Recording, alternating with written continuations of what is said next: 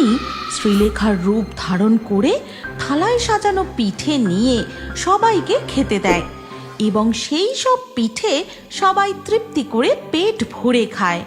বাহ বৌমা, দারুণ! এই হলো আসল সুস্বাদু পিঠে। এরপর খাওয়া দাওয়া হয়ে গেলে সবাই মিলে যে যার ঘরে ঘুমোতে চলে যায় এবং পরের দিন সকাল হতেই শাশুড়ি মা, বৌমা, রান্নাঘরে গিয়ে একটু চায়ের জলটা চাপিয়ে দাও তো মা, আমি গোয়াল ঘরটা পরিষ্কার করেই আসছি। না না মা, আপনি গোয়াল ঘর পরিষ্কার করতে যাবেন কেন? আপনি ঘরে গিয়ে বসুন, আমি গোয়াল ঘর পরিষ্কার করে চা বানিয়ে নিয়ে আসছি। বলো কি বৌমা, তুমি গোয়াল ঘর পরিষ্কার করবে? তুমি তো গরুর গোবরের গন্ধে নাক সেটকাও। কিন্তু শ্রীলেখারূপী শাকচুন্নি সেখানে আর না দাঁড়িয়ে সোজা গোয়াল ঘরের দিকে চলে যায়, আর শাশুড়িও তার নিজের ঘরের দিকে চলে যায়। এদিকে শ্রীলেখা গোয়াল ঘরে গিয়ে নিজের আসল রূপ ধারণ করে।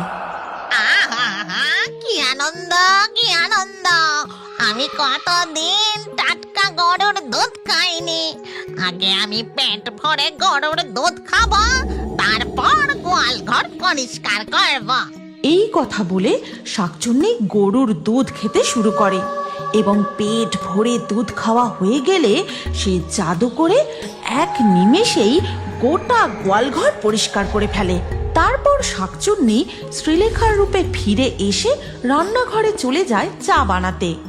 এই রে, আমি তো গরুর সব দুধ খেয়ে ফেলেছি, তাহলে চা বানাবো কি করে? ঠিক আছে, আমি জাদু করে এক্ষুনি দুধ নিয়ে আসছি। ওদিকে তখন চালের বস্তার পাশে লুকিয়ে রাখা আসল শ্রীলেখার জ্ঞান ফিরতেই, এটা কে? এ তো অবিকল আমার মতো দেখতে। ঠিক তখনই শাকচুন্নি তার আসল রূপে ফিরে আসে। তারপর গেলে গেলে ফট, এই পাত্রে দুধ আয় চটপট। এইবার তাড়াতাড়ি করে আমি চা বানিয়ে ফেলি। ওরে বাবারে, এই যে দেখছি এক শাকচুন্নি, একবার আমার রূপ ধরছে, একবার শাকচুন্নির রূপ ধরছে। না না, আমি আর এখানে এক মুহূর্ত থাকবো না। তার মানে তখন শাশুড়ি মা এই শাকচুন্নিটার কথাই বলতে গিয়ে থেমে গেল। এই কথা বলেই শ্রীলেখা বস্তার আড়াল থেকে বেরিয়ে পালাতে যাবে, ঠিক তখনই, ও বাবা, নতুন বউ, তোর তো দেখি ঘুম ভেঙে গেছে। পালাচ্ছিলিস বুঝি? আমি বুঝতে পেরেছি তুমি একটা শাকচুন্নি। আমি এখান থেকে এক্ষুনি আমার বাপের বাড়ি পালিয়ে যাব, আর কোনোদিন এই বাড়িতে আসবো না। Daddy, mummy.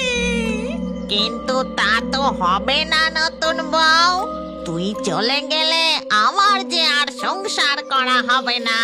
তাই আমি আর তোর ছদ্মবেশে নয়, এখন থেকে তোর শরীরে ঢুকেই সুন্দর করে সংসার করব।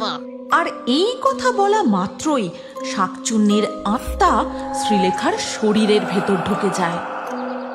সে উনুনের উপর হাঁড়ি চাপিয়ে উনুনের ভেতর নিজের পা ঢুকিয়ে দিয়ে আগুন জ্বালিয়ে রান্না করতে শুরু করে।